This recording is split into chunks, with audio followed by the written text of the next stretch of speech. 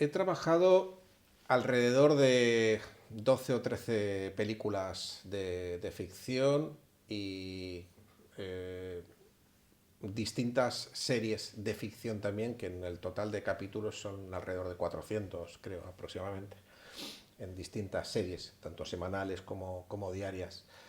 Te diría que de las más recientes, hacia las que ya hice hace mucho tiempo, de las últimas destacadas serían la película de Miguel Ángel Vivas, se llama Tu hijo, protagonizada por José Coronado, la de Onyx, Los Reyes del Grial, que es un documental ficción protagonizado por Jim Caviezel y María de Madeiros.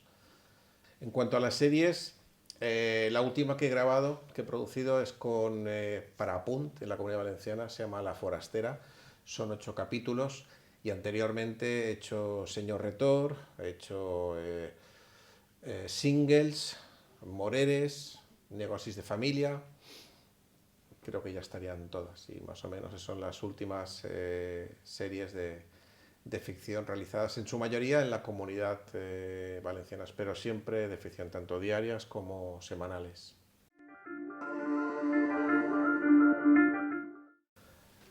Las características para mí principales de la ficción, que lo diferencian del resto de géneros, principalmente son los actores. Es decir, la materia del actor, el tener que lidiar, jugar, trabajar con los egos de la materia prima, que son los actores, es el que da la viveza a las historias, tanto en películas como en series. Y digo esto, películas como series, porque los últimos años han acercado mucho lo que es el cine a las series y viceversa. Prácticamente yo creo que están a la par. La calidad de las series ha subido muchísimo y los presupuestos de las películas no se han movido, con lo cual está todo como muy, muy equilibrado cuando digo esto. Con lo cual, es decir, la principal diferencia es el tema de los actores, porque la parte técnica con respecto a otros géneros es similar, aunque lleva mucha gente técnica, se lleva mucha más gente de vestuario, mucha más gente de sonido, porque las acciones son corales, etcétera, pero no hay tanto misterio. Sí es más complicado por la parte de dirección, porque es muy habitual en las series trabajar con dos unidades, con dos equipos. Existen varias fórmulas de poder llegar a un objetivo, de poder grabar tantas horas en un tiempo que lo permita la producción, que sí que es verdad que los de dirección deben de trabajar con unos planes paralelos y unas técnicas un poco diferentes, que cuando funcionan, los protocolos funcionan, son auténticos relojes suizos. O sea, funciona perfectamente para que ambas unidades puedan llegar a la vez y los actores puedan pasar de una unidad a la otra y todo pueda funcionar perfectamente. En cuanto a las funciones del equipo de producción, es decir, el director de producción en una serie está muy metido en el tema despacho, en oficina, porque está muy pendiente de todos los días se rueda, todos los días se rueda y todos los días se rueda, se genera una cantidad de minutos tremendos que a la vez hay que llevar a procesos de postproducción, y el día a día tienes que tenerlo muy claro con los equipos de producción en el set, en avance, para que te permitan tener tiempo a controlar lo que es lo importante, que es las posibles desviaciones presupuestarias que tienes, porque no te da tiempo a reaccionar. Ruedas con un equipo o ruedas con dos equipos a la vez cada día y o lo tienes muy claro toda la composición del equipo, o cuando intentes reaccionar a un problema ya llegas tarde porque ya se ha rodado, porque no hay tiempo a reaccionar. En cuanto a la producción ejecutiva, está más vinculada al tema del casting, de conseguir los actores para el reparto, aunque esto ya depende de cada casa. El tema de conseguir los actores, las relaciones con los actores, generalmente es más del productor ejecutivo, del director de producción, pero el director de producción podría asumir ciertas responsabilidades. Por lo normal se encarga más del reparto de los actores secundarios, mientras que el productor ejecutivo se encarga más de los principales o protagonistas, de poderlos conseguir para las fechas. Hoy día esta tarea, que parece fácil, es muy difícil, porque los actores trabajan muchísimo con el tema de las series, y entre las series y el cine, que también está últimamente, pues saliendo un poquito de esta crisis, hace muy difícil poder conseguir un casting para una serie. Porque si lo tienes fijo de principio a final, es sencillo, lo tienes o no lo tienes, y lo cierras. Lo que es difícil son las sesiones continuas de cuando tienes un actor en secundario, que lo tienes 25 sesiones a lo largo del tiempo. Tienes que buscar que esas sesiones, que todavía no tienes las fechas, las puedas tener. El actor obviamente trabaja con otras series, otras películas, y encajar esos calendarios es una cuestión del equipo de dirección. Y es realmente complicado, cada vez más, poder conseguir este tipo de cuestiones. Y el productor ejecutivo está muy pendiente de estas labores. El productor obviamente está más con las cuestiones financieras y con la relación directa con las plataformas o con la cadena, procurando que, al igual que decía antes, que la dirección de producción, el mecanismo es tan salvaje que todos los estás rodando y tienes que dar soluciones anticipadas para que no te coja el toro. En el caso de una serie, el productor debe tener unos recursos financieros muy sólidos, muy claros, porque cuando llega a final de mes no es un problema de 100 o 200 personas, 200 nóminas que hay que pagar cada mes, y eso significa tener que tener las cuestiones económicas o financieras muy claras para poder llegar a ese calendario de pagos, y a su vez la relación con la cadena, con la entrega de los primeros capítulos o las relaciones con ellas. Básicamente esa sería un poco la relación en cuanto a lo que es a las series. En el cine es un poco diferente en la relación con el cine. El director de producción sí puede estar más tiempo en el set, porque desde el primer día de rodaje se sabe lo que se va a hacer el último día de rodaje. Se tiene muy claro. Frente a que una serie no. Una serie arrancas la primera semana, pero si es una serie de 10, 12, 16 semanas, estás seguro que no tienen tan claro qué van a hacer las últimas semanas. Tienen una idea, saben los capítulos, pero todavía hay muchas incógnitas por resolver. En una película, cuando empiezas, sabes exactamente lo que se va a hacer cada día. Eso, con lo cual el director de producción puede respirar un poco más. Si ha hecho bien los deberes, realmente tiene un poquito más de tiempo para poder estar en el set y ver in situ las posibles cosas que se estén haciendo mal. El productor ejecutivo mantiene igualmente las relaciones con lo que son los grandes jefes de equipo y las figuras principales como protagonistas, etcétera, y el productor igualmente debe preocuparse con su calendario de pagos y las relaciones con las cadenas o plataformas.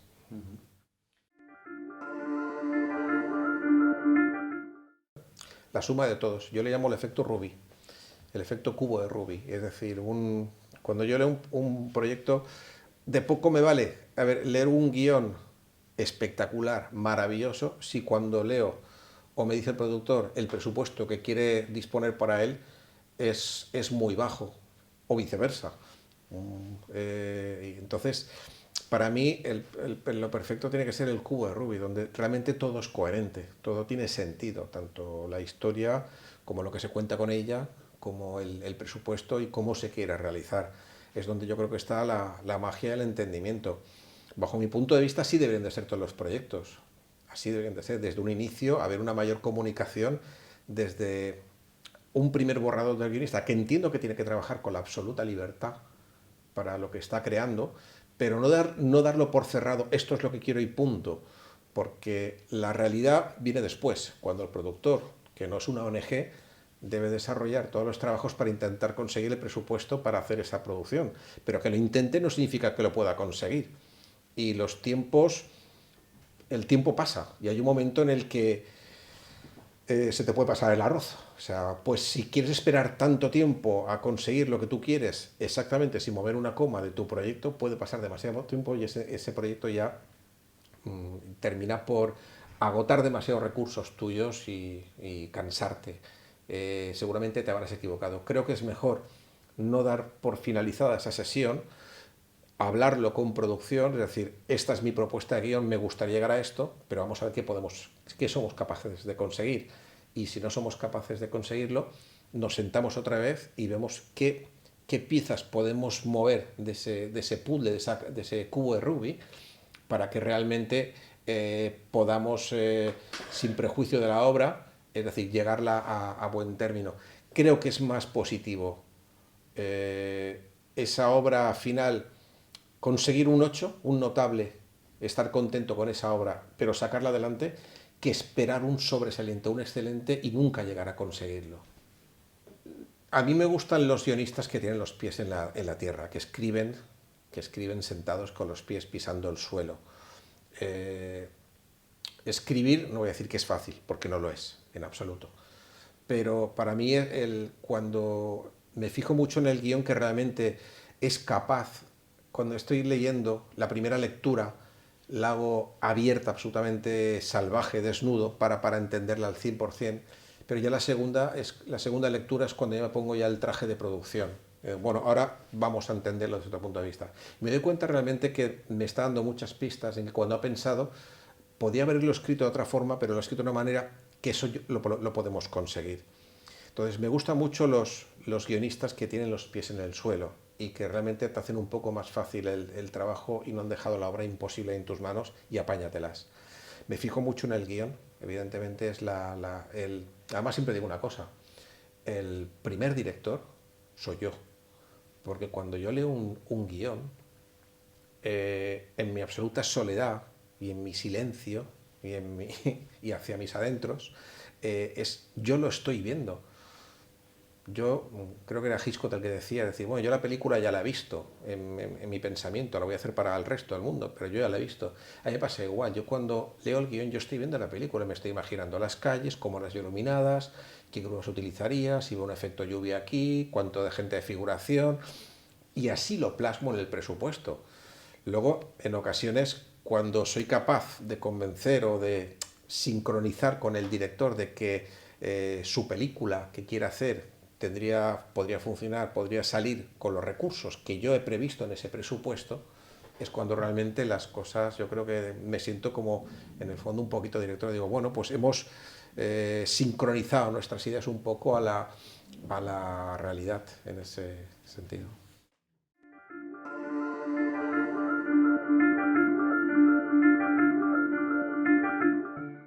Depende mucho la opción de que un director de producción tenga voz y voto en un guión, en una reescritura, en comentarios al respecto, depende muchísimo del productor. Muchísimo.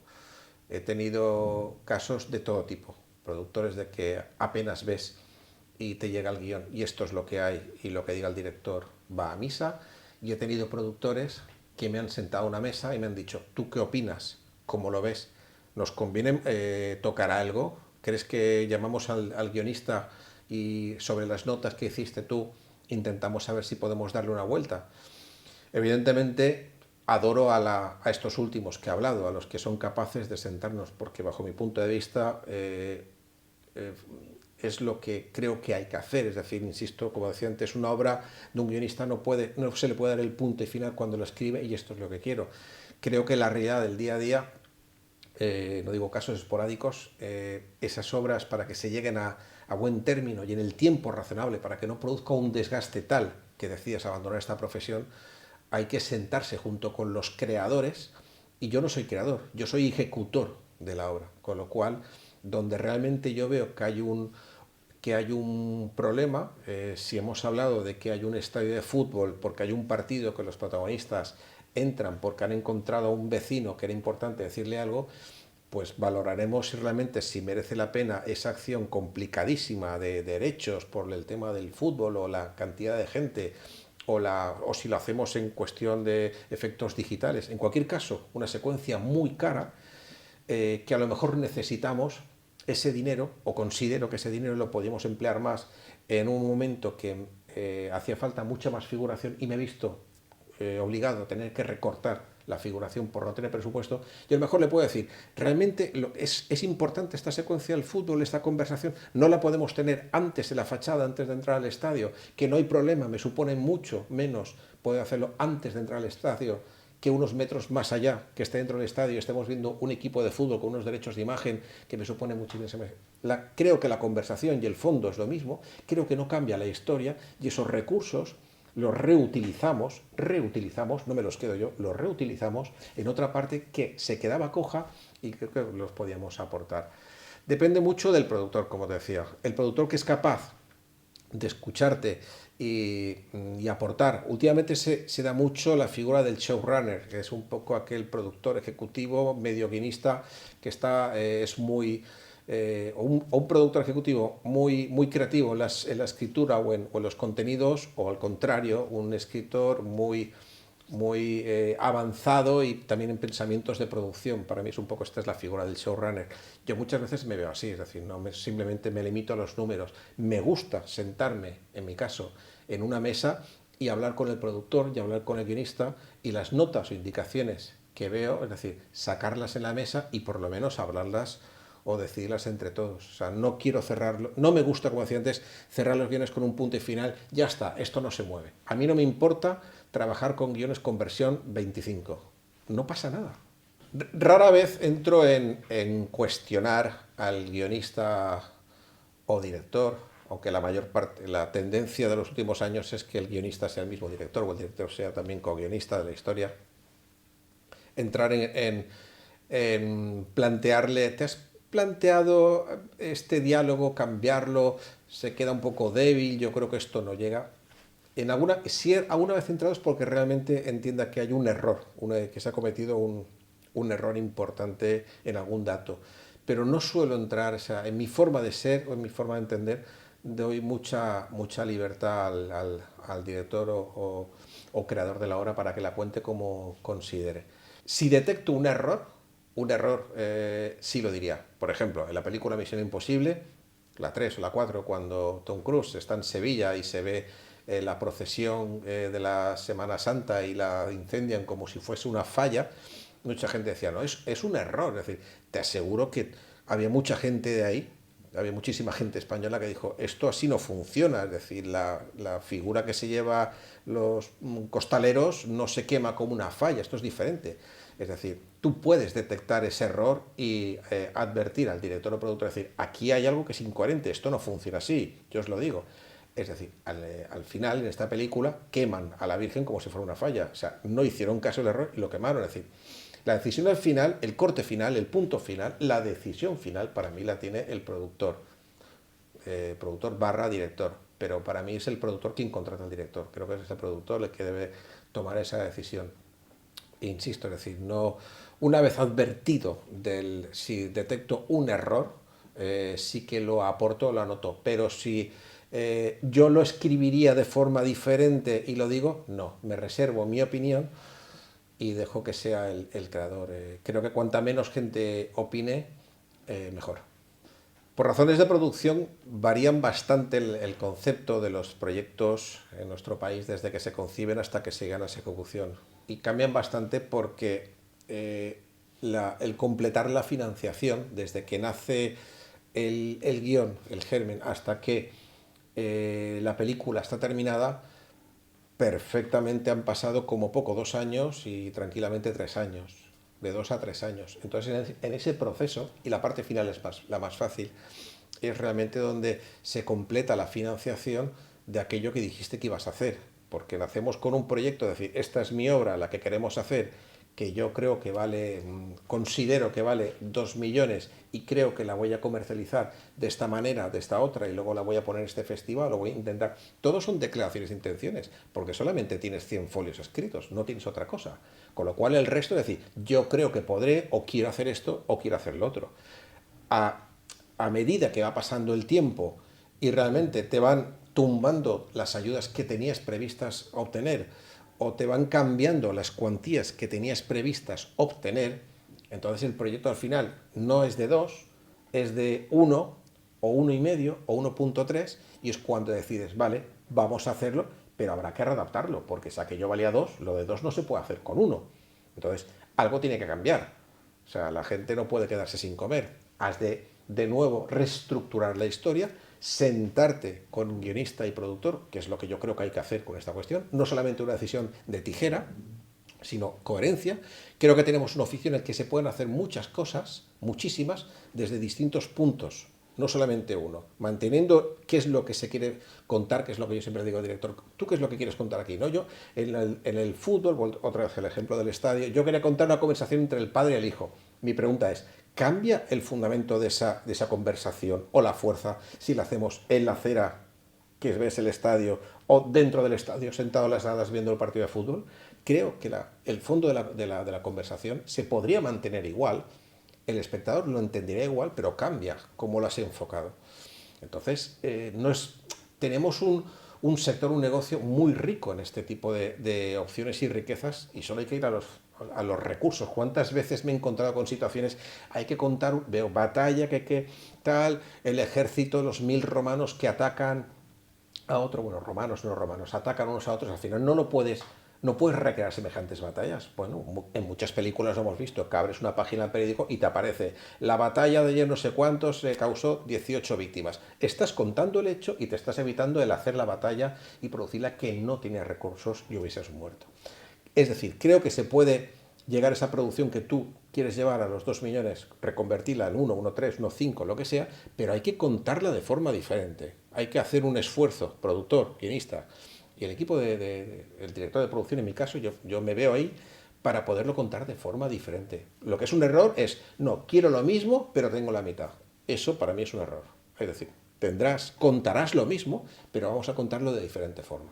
Aparte de que igual hay que reducir un poco el equipo, hay que reducir igual la calidad de grabación, igual no vas a 8K, vas a 4K o vas a 2K, o, en fin. Yo creo que cambian.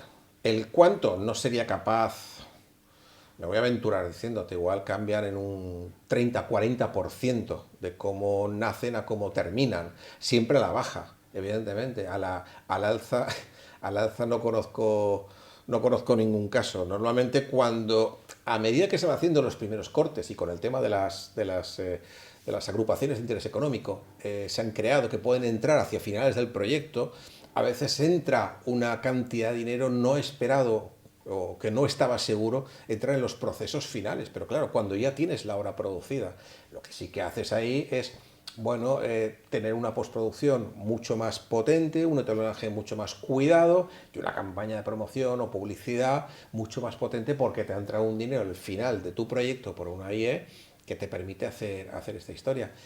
Pero bueno, son los menos, y lo normal en general es que evidentemente el proyecto se deshinche, vaya a la baja y tengas que reestructurarlo. En un escenario como el que acabo de contar, los guionistas y directores yo creo que tampoco ya se asustan demasiado, porque todo aquel que ha llegado a ese punto de la carrera ya es conocedor de que los sueños son sueños y la realidad te coloca en el sitio. Es decir, esta es una vida de altibajos. Las emociones están arriba y de repente una semana después te deprimes porque no te ha salido un proyecto. Es decir, estamos continuamente con el efecto sierra. Con lo cual, cuando llegas a este punto de un largometraje, ya se supone que has pasado por un proceso de cortometrajes y otros trabajos y llevas un tiempo. Si realmente es serio ese proyecto, cuando estás en el proyecto de largometraje, la experiencia me dice que ya llevas unos años para afrontar algo así. Y con esos años ya has vivido o eres conocedor de que ese momento que tú pensabas que tengo un buen guión, ya lo tengo todo, no es verdad. Tienes un buen guión, te falta todo todavía. Tienes una buena historia que contar, pero puedes terminar contándosela a tus amigos un día en una cena, si tienen un buen rato, o puedes intentar hacer una película de esa historia. Pero insisto, una película en este país de término medio, una productora normal, no de las más potentes, estamos hablando perfectamente de 3 años, 2, 3 años. E incluso igual que hay algunas que se generan y producen en un año, hay otras que han tardado 6, 7 y 8 años. Como decía antes, el, eh, tanto los actores como los directores hay que lidiar, hay que ser un poco torero en este oficio y manejar ambas manos en muchos sentidos.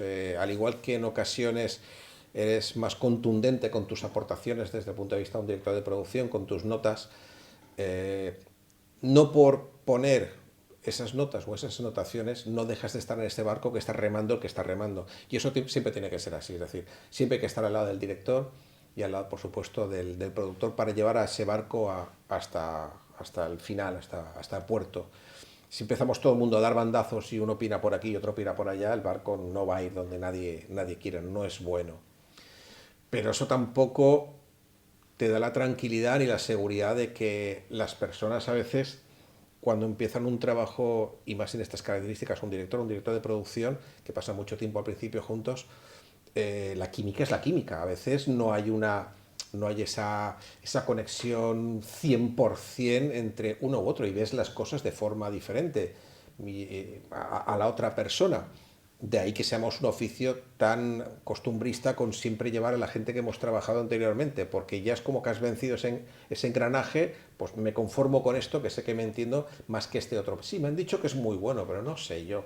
Ese no sé yo es el miedo a que piense de forma diferente a ti y eso te pueda producir diferencias y problemas y discusiones, que las hay.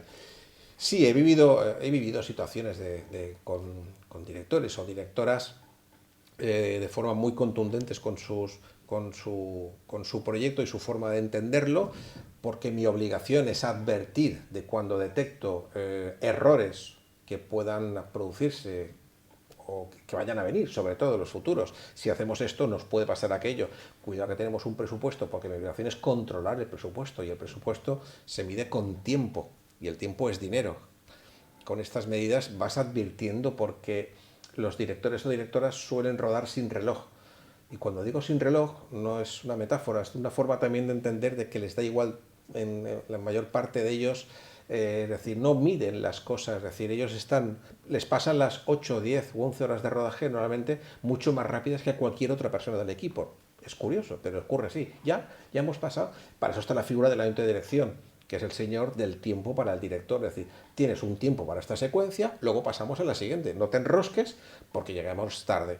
Y esa maravillosa función es para eso. Yo creo que si un director tuviese esa bipolaridad capaz de controlarse con el tiempo, igual podríamos prescindir de los ayudantes de dirección. Pero como no es así, son absolutamente necesarios para controlar sobre todo ese tiempo con el director. Por lo tanto, sí que me he encontrado con directores muy enroscados con sus ideas, incapaces, llegados el momento cuando llega el rodaje, ellos son los hombres más felices del mundo. Muchos y muchas están llenas de inseguridades que las ocultan y las disfrazan, a veces bajo caracteres fuertes, intentando demostrar seguridad, pero en realidad es todo lo contrario, son inseguridades que en algunos casos, de contarlas al equipo y arroparse de sus asesores que están en ese rodaje, sus jefes de equipo, a veces son capaces un poco de, bueno, sacar cuestiones de ser con caracteres más fuertes para intentar demostrar que esto es así y punto. Pero bueno, también es verdad que son pocos casos y te encuentras también con directores muy abiertos, muy compañeros y que esas dudas, porque cada película es un mundo, nada tiene que ver con la anterior. Puedes haber hecho 100 películas y ninguna se parecerá. Son capaces de trasladar ese problema o esa duda a los jefes de equipo y ellos siempre te van a arropar, siempre.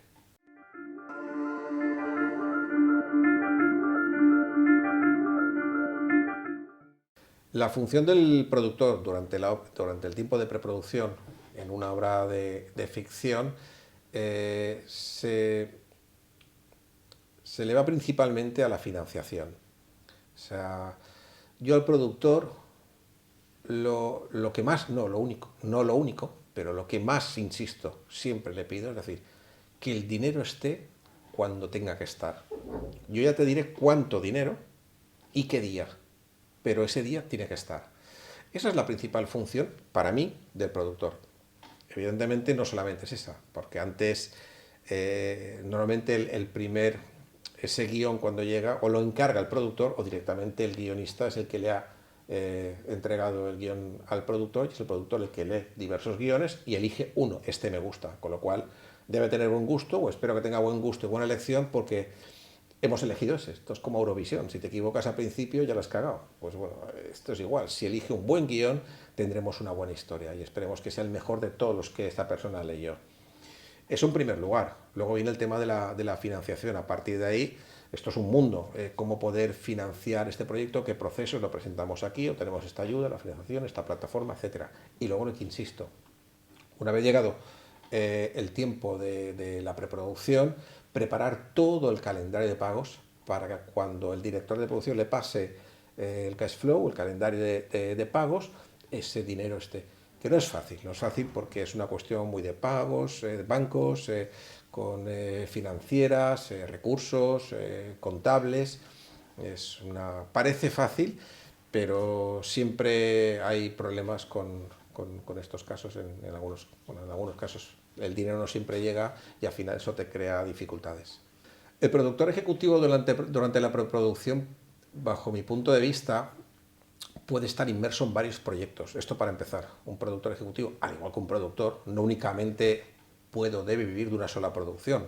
El productor tiene su productora y puede tener una película, o puede estar inmerso en dos producciones, dos películas, un corto y una serie a la vez, la productora.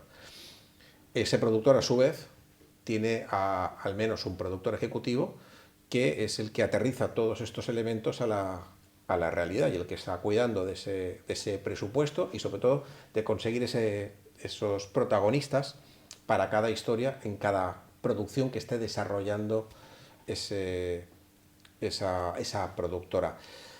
En realidad, si el director de producción, que es la siguiente pregunta que luego te voy a contestar, el director de producción sí que está inmerso en una sola obra, el director del productor ejecutivo es el que realmente media entre el director de producción y el productor. Y en esa mediación es un poco el que ejerce el control de cómo vamos con el presupuesto, vete pasándomelo, qué desviaciones hay, cerrar los actores más importantes. Básicamente esta es un poco la función de mediador, control de presupuesto, solución de grandes problemas o conflictos, si es que los hay, en el día a día y rendir cuentas al productor, que debe estar un poco todos los días en el banco, proporcionando el dinero suficiente para que las nóminas de todas las producciones que lleven se tengan en cuenta. Y el director de producción es el que está inmerso día y noche en la producción, de principio a final, es el que controla, el que tiene todas las preguntas y todas las respuestas, mejor dicho, el que tiene las respuestas a todas las preguntas que le vienen de arriba, el que conoce perfectamente el equipo desde el primero hasta el último, el que sabe cuándo vamos retrasados, qué problema ha habido, cómo llevamos el presupuesto, el que imputa el presupuesto, el que mete las cifras en el presupuesto, no de las otras producciones que esté llevando la productora, que él de esto ni se va a enterar. Lo que sí le puedes preguntar es de esta producción en concreto, cómo vamos, te va a decir todos los detalles, desde el principio hasta el final. El director de producción muchas veces lo describía yo como el director de una orquesta, para que se me entienda. Es decir, es capaz de controlar todos los instrumentos de una orquesta, pero no toca ninguno. Y si alguien desafina, sabe quién es.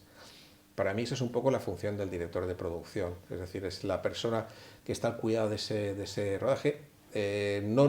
Generalmente yo, por ejemplo, no suelo arrancar, pero sí suelo cerrar cada día el rodaje, porque mi forma de trabajar es primero pasar mucho tiempo en oficina, aunque estoy cerca del rodaje, porque a mí me gusta verlos, si hay un fuego, verlo antes, ver el humo antes, no llegar tarde. Y la mejor forma es tener un palpito cercano, es decir, paso mucho tiempo dentro del set, de donde está la logística, pero no en el set de rodaje, sino en la oficina, preparando todos los números, solucionando todos los temas, pero muy cercano al rodaje. No me gusta estar en una oficina aislada a muchos kilómetros del rodaje. La mejor forma, porque teóricamente uno llega a director de producción habiendo pasado antes por jefe de producción, por ayudante, por auxiliar, con lo cual, es decir, tienes, por tu experiencia, que es el valor principal de un director de producción, cuando vas a un set, detectar con miradas, sensaciones, con los movimientos, cómo va todo, si hay crispaciones, qué está pasando aquí, por qué nos hemos retrasado, qué pasa con esto,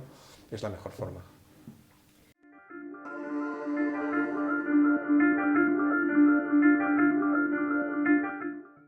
En la fase final, en la postproducción, los tres personajes de producción, productor, productor ejecutivo y director de producción, hacen tareas diferentes. El caso del director de producción suele tener lo que llamamos el cierre, que viene a ser un tiempo, no hay tampoco una norma establecida. Podríamos hablar de 4 semanas aproximadamente como media, 6 como media, donde realmente lo que haces es cerrar la película a nivel de cuentas, junto con el contable que has tenido, el controller, cierras todas las cuentas y entregas a la productora. El productor ejecutivo es el que debes de rendir cuentas. En este caso, que es el que desde un principio se arrastraba, es tu inmediato superior, rendirle cuentas de todo el dinero que se te dio, cómo está justificado, qué problemas han habido, el tema material que quedan en posesión de la productora. Esto es bastante habitual. Oye, que tenemos aquí un cuarto entero de vestuario, un cuarto entero lleno de elementos de atrezo, que tenemos dos casas que quiere pintar porque los eléctricos dieron con un trípode y han hecho unas rayas en la pared. Hay una serie de cuestiones que el director de producción debe preocuparse de cerrar correctamente, porque la productora, digamos, que está con las otras producciones en diferentes procesos, y el director de producción debe hacer un cierre correcto y fiel, y a nivel no solamente económico, sino que todo el mundo tenga sus documentos entregados, que hayan sido firmados, que la gente haya cobrado, que los proveedores hayan cobrado en forma y lo pactado, que las localizaciones están bien cerradas, que se han solucionado todos los problemas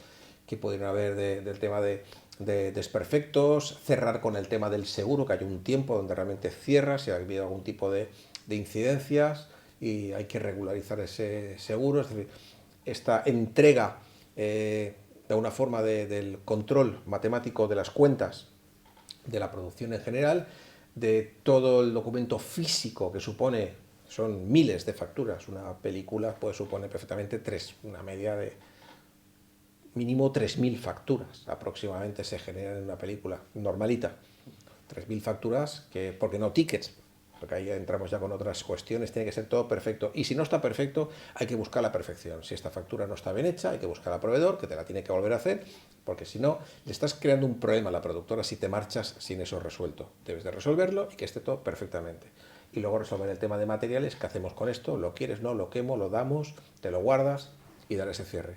Eso es el director de producción. Y dependiendo de productoras, el cierre a veces es más largo, más corto. Digo dependiendo porque he vivido todos los casos. He vivido casos en que la producción a veces prefiere prescindir del director de producción, hace un cierre muy corto de 2 semanas, solamente lo que es el tema contable, y luego el resto de pequeños detalles. A veces es el productor ejecutivo el que termina finalizando estas tareas en las diferentes producciones que tiene la productora, termina abarcando estas soluciones.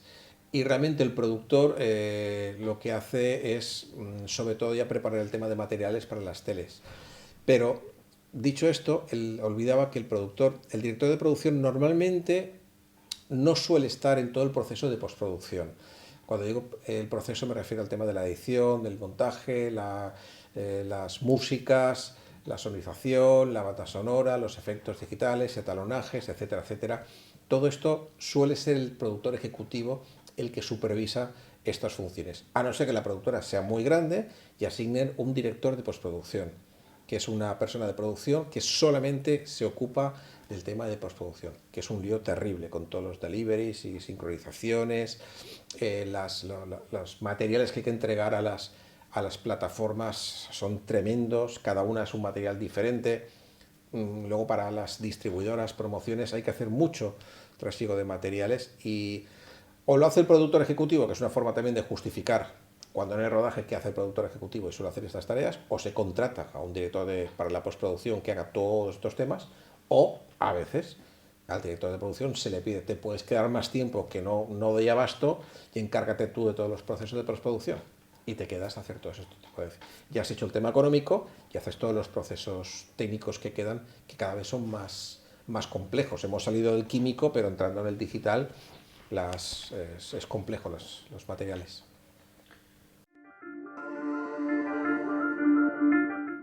En el branding content y en la publicidad es diferente. Todo es diferente porque, al igual que decía antes que en la ficción el actor es la materia a cuidar, el cuidar del talento, manejar bien los egos, las dificultades del equipo de dirección para poder hacer los encajes de los planes. En la publicidad y el branding content el problema es el cliente, el producto. Ya no tiene tanta importancia a quién tenemos, sino hacia quién va. Es decir, todo ya gira en torno al cliente final, a los mediadores, a las agencias de publicidad, con lo cual todo tiene otro valor. Yo he tenido experiencias, por ejemplo, de hacer rodajes donde había más gente sentada en el combo, que era personal de la agencia de publicidad, que personal técnico rodando la propia campaña de publicidad. Con lo cual daba bastante entender, es decir, cómo es que hay 18 personas en un combo y somos aquí 15 rodando este spot. Algo no encaja, es realmente por esos cuidados que tienen hacia su cliente, el departamento marketing, comercial, prensa, etcétera. Todos están ahí opinando hacia valores puramente estéticos, valores puramente de moda, que nada tienen que ver con, o sea, de repente las paredes son rojas o son chillonas, cuando no lo harías así, pero bueno, tienen esta relación porque tienen en sintonía una campaña anterior del producto o porque el envase de ese producto es de color roja chillón y entonces tiene que ser así, aunque todo esto vaya un poco en contra de todas tus creencias. Cuando haces publicidad o haces branding content, tus creencias, tus principios, tus bases las metes en una cajita y te las dejas junto con la chaqueta cuando entras, llegas allí, te pones el casco de trabajador y le dices a la agencia, buenos días, ¿cómo lo queréis? Y así es como lo haces.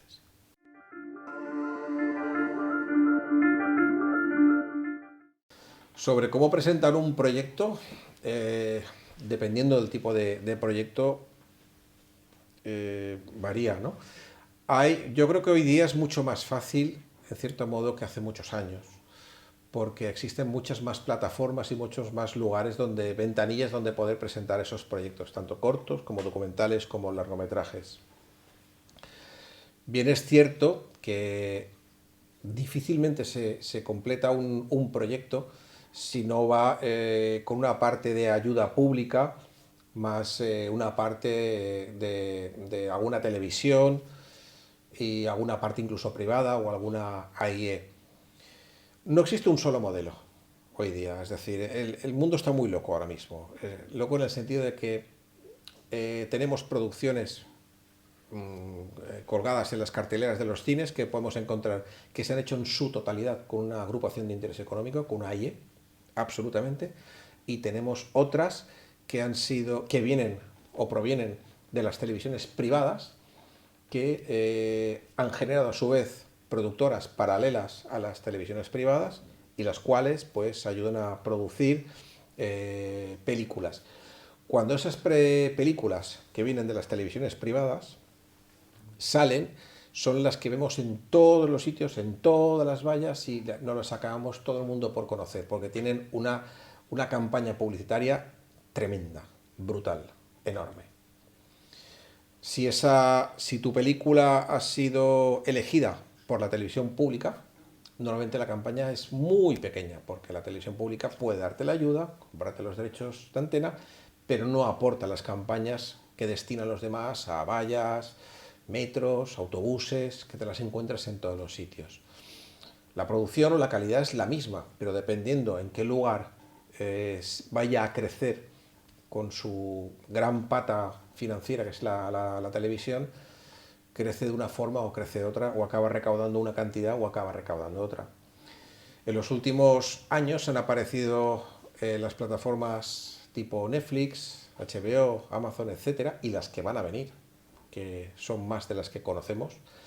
Y esto encima cambia otra vez de nuevo el escenario, porque son partícipes en las producciones, pero en ocasiones son mayoritarios, minoritarios, hay unas exigencias.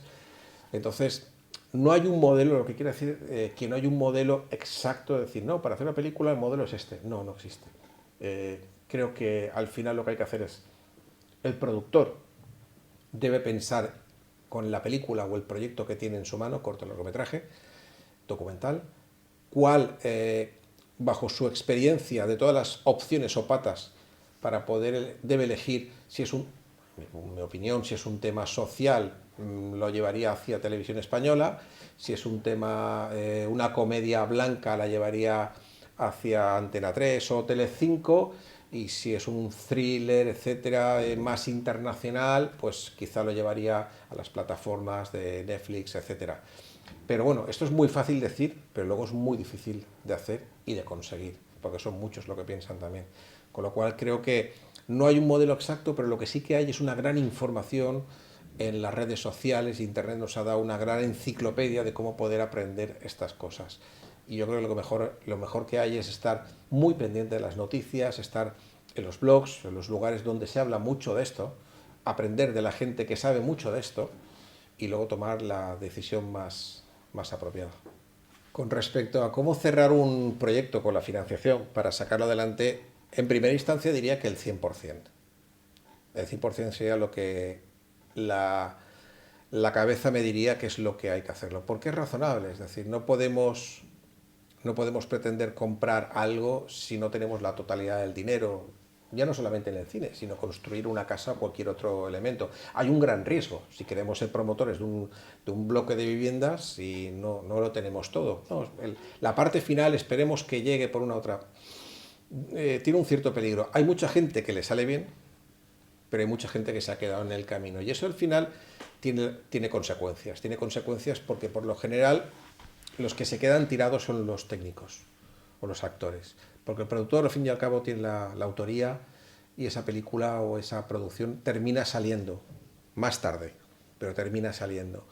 Y los actores al final se benefician de la imagen que esa obra, porque a lo mejor tiene ese problema, pero a lo mejor la obra es muy buena, la producción es muy buena y se benefician del éxito de esa obra, pero y con su imagen.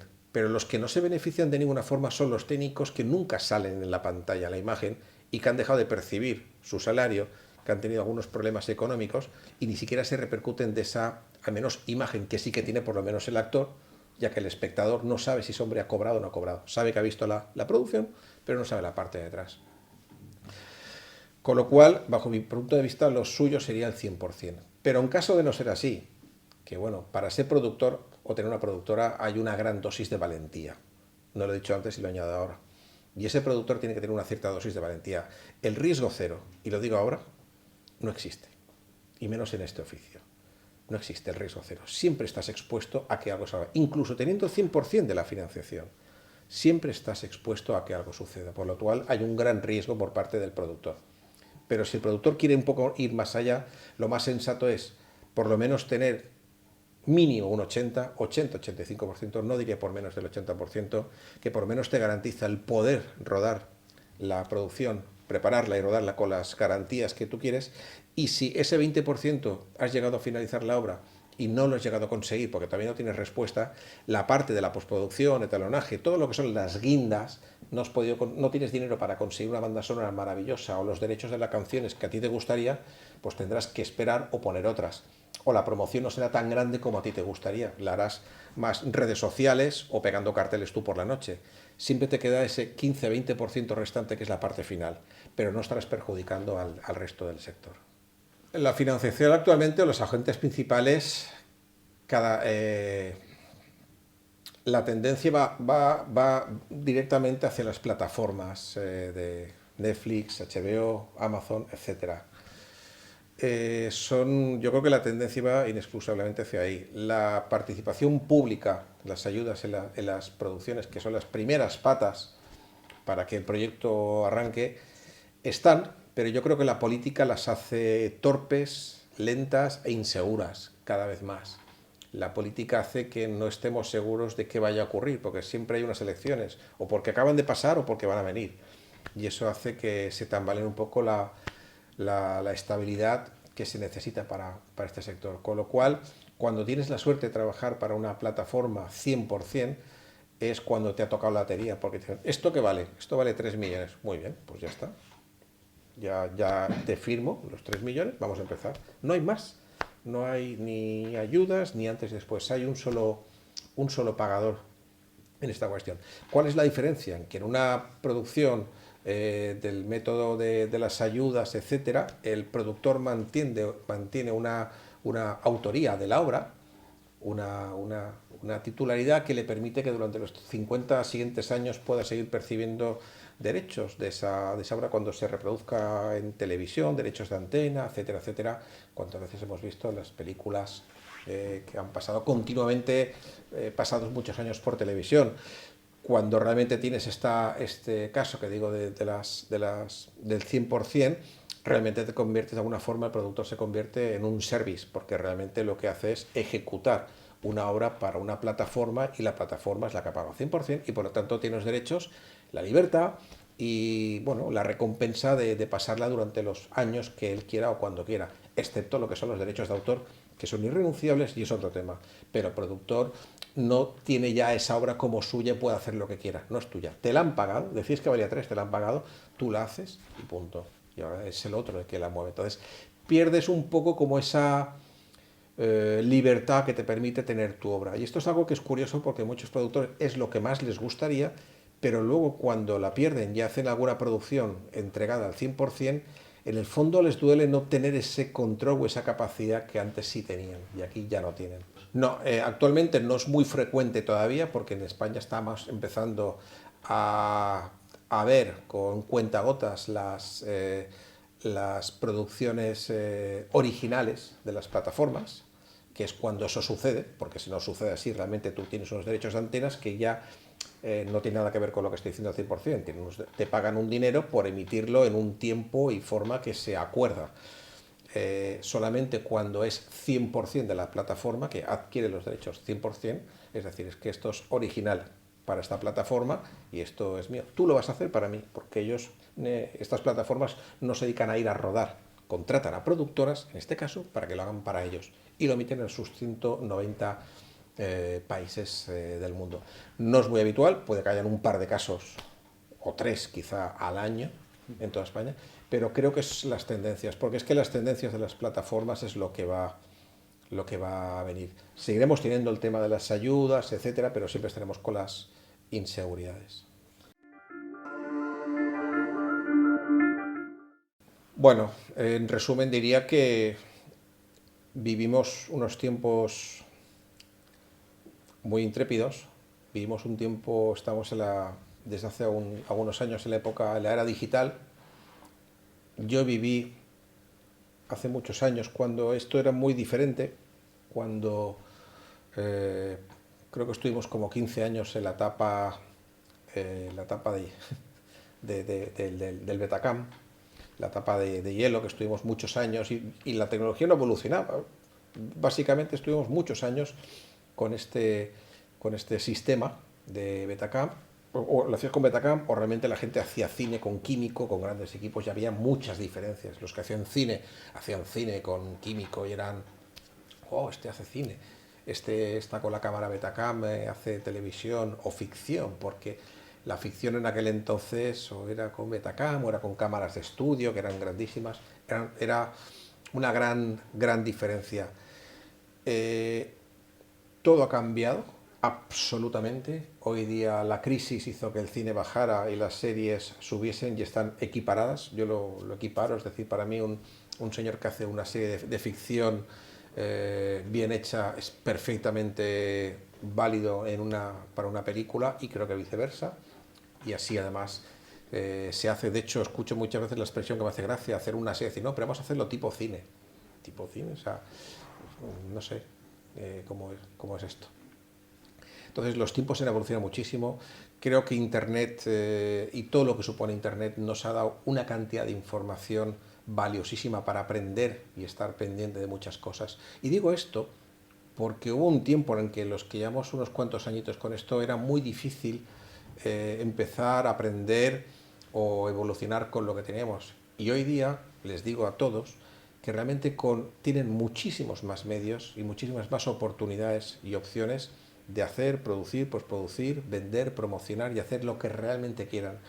Existen concursos de guiones en todos los sitios que los puedes mandar, te los pueden premiar sin levantarte tu casa mandándolo simplemente por mail, grabándolo con un móvil que está grabando a 4K, editándolo con tu ordenador que también lo puede editar, poniéndote unas músicas de librería que están sin derechos de autor. Se puede hacer un montón de cosas a todo el mundo que lo está viendo, unas oportunidades que antes no teníamos. Y es una forma de poder aprender que antes no teníamos, es decir, que lo aprovechen de verdad, que aprovechen de verdad las oportunidades que todas estas herramientas que actualmente existen nos pueden permitir ser mucho más versátiles, aprender muchísimo más de esta profesión, ver tutoriales de gente de cualquier parte del mundo que antes era imposible y ahora puedes aprender y estudiar. Esta es una profesión como la medicina, nunca dejas de saber. El día que quieres saberlo ya todo, es que estás ya retrocediendo. O sea, cada día aparecen cosas y formas diferentes de contarlo.